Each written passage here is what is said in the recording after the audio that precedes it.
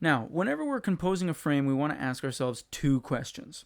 First, what is the best point of view for filming this portion of the story? And two, how much area should we include in the shot? Cinematic shots are defined by the amount of subject matter within the frame, or how big the person is in our picture. Most scenes start with an establishing or extreme long shot. This is a shot taken from a great distance and is almost always an exterior shot. As the name implies, you use it to show where the action takes place, to emphasize environment, or to make your characters look lonely and insignificant. Our next shot is our long shot.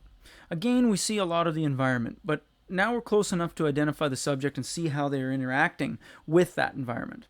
As a general rule, a long shot shows a character from head to toe. This is also a good shot for showing a lot of action.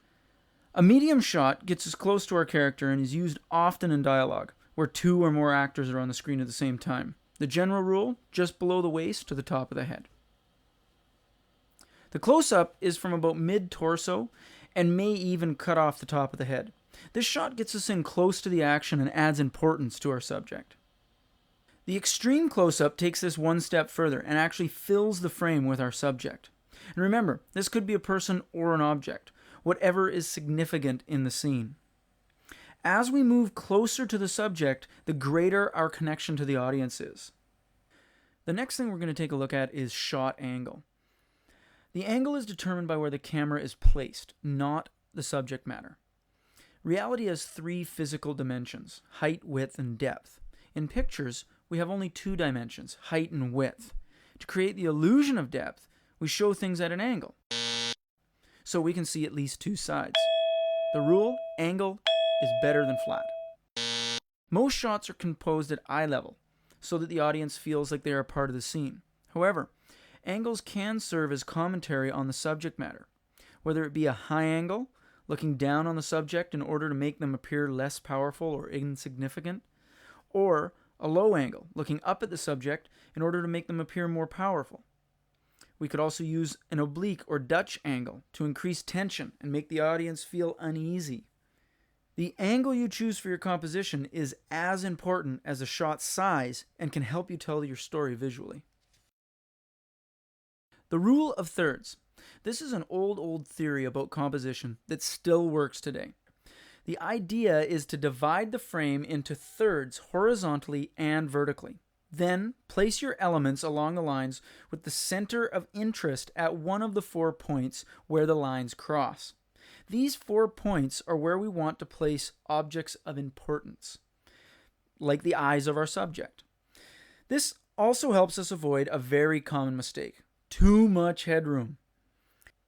What we also want to do is balance our subject on one of the vertical lines. This way, you will leave what is called lead room or nose room. Whether it's a person or an object, this lead room provides a balanced, pleasing compositional weight. Another rule we can use is called leading lines. Our eyes naturally go to where lines intersect. We can use this to our advantage by placing our subject near or at that intersection. We can further direct the eye by manipulating the depth of field. This is the area of the frame that is in focus. A shallow depth of field means that very little is in focus, while a deep depth of field means more or everything is in focus. And we can draw attention to the subject by placing it in focus while having everything else in the frame out of focus.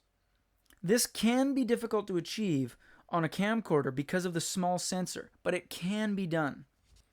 What you need to do is move the camera way back and zoom in on your subject.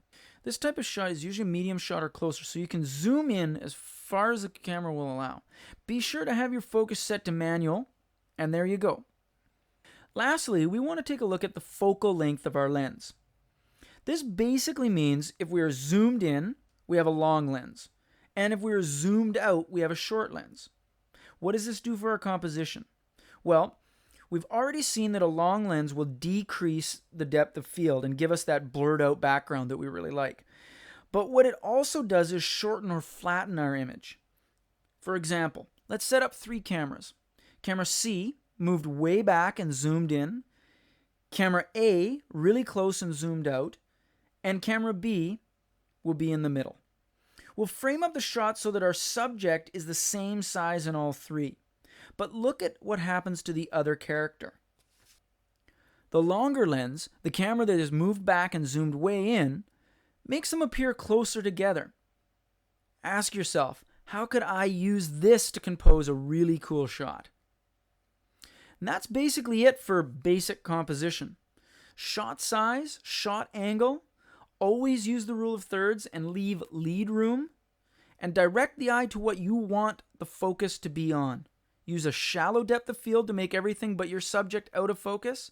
Use leading lines when possible, and manipulate distance with your focal length. That's it. Have fun.